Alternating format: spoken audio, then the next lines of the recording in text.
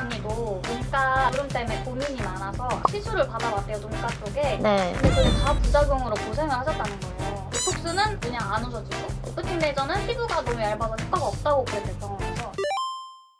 일단 첫 번째, 그렇게 되기 전에 관리했으면 얼마나 좋았을까. 제가 너무 안타까운 부분은 얇아서 안 됩니다 이런 얘기가 나오는 이유가 이미 어느 정도 좀 노화가 너무 많이 진행이 됐기 때문에 시술로는 그거를 한두 번에 약간 효과를 빵 하고 보기에는 쉽지 않다라고 얘기를 하는 거고, 제가 예전에 한번 눈가 리프팅이나 눈두덩이 리프팅 이런 거에 대해서 한번 다룬 적이 있었는데, 이거는 거의 그러니까 예방 차원이에요. 눈두덩이라든지 그다음에 눈밑이라든지 이런 데는 굉장히 특수하게 피부가 얇잖아요. 얇다 보니까 굉장히 건조한 부위란 말이죠. 그래서 우리가 유난히 피부 화장품 중에 아이크림이 딱 유난히 따로 있잖아요. 볼크림은 없잖아요. 근데 아이크림은 따로 있잖아요. 그리고 아이크림 하면 굉장히 고보습 이런 제품이라고 알고 있잖아요. 그래서 눈가 자체가 굉장히 주름에 취약한 부위이다. 주름에 취약하다 보니까 탄력이 떨어지는 게 눈에 딱 보일 수 있는 부위고, 그렇게 보이기 전에 관리를 미리미리 하는 게 중요하다. 근데 이제 이효리 씨가 말씀하신 그 눈가 보톡스를 맞았더니 안 웃어지고 부작용이다 라고 하는 거는, 그거는 사람에 따라 표현 방식이에요. 실제로 코로나 때 원래 늘 눈가 보톡스를 맞으시던 승무원분이 계셨어요. 근데 그 승무원분이 눈가 보톡스를 맞고 처음으로 스트레스를 받아 하셨어요. 말씀을 들어보니까 입을 가리니까 눈으로만 그동안 웃던 게 티가 나던 거예요. 내가 그동안 눈으로 웃었구나, 이거를 깨닫게 되셨던 거죠.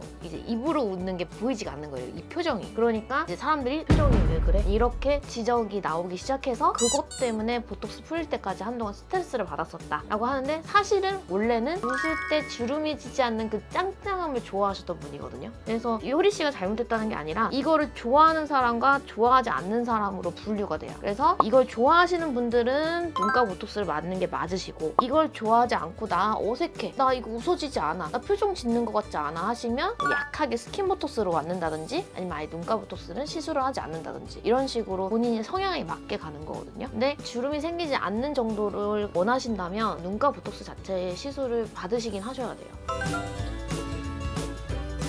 그나마 할 수 있는 방법이 아이리쥬란 같은 경우는 특히나 잔주름이나 보습에 효과가 좋다 보니까 분자량이 좀 작은 아이리쥬란을 눈두덩이라든지 애교살 쪽에 있는 주름에 가까이 맞으면 보습력이 좋아지다 보니까 탄력감이 좀 생기면서 잔주름이 좀 나아지는 효과가 조금 보이긴 하세요. 근데 이것도 주름의 정도에 따라서 내지는 탄력의 정도에 따라서 굉장히 반복 시술이 필요할 수 있어요. 나의 엄마 내지는 나의 할머니, 우리 윗대 선조 때가 눈 탄력 때문에 고생이 많았다 그러면 일찍이 관리를 들어가시는 게 좋긴 합니다. 피부는 유전적인 게 굉장히 커요. 그래서 피부 탄력이라든지 특히나 색소라든지 이런 쪽으로 그런 것들은 좀 미리미리 관리하시면 예방을 할 수 있으니까, 예방하는 차원으로 가는 게 가장 돈이 덜 드는 길. 근데 이제 나중에 이미 노화가 어느 정도 진행되고 나서는 결국은 성형외과 쪽으로 넘어간다든지 요래야 될 수 있다. 그래서 미리 관리하자.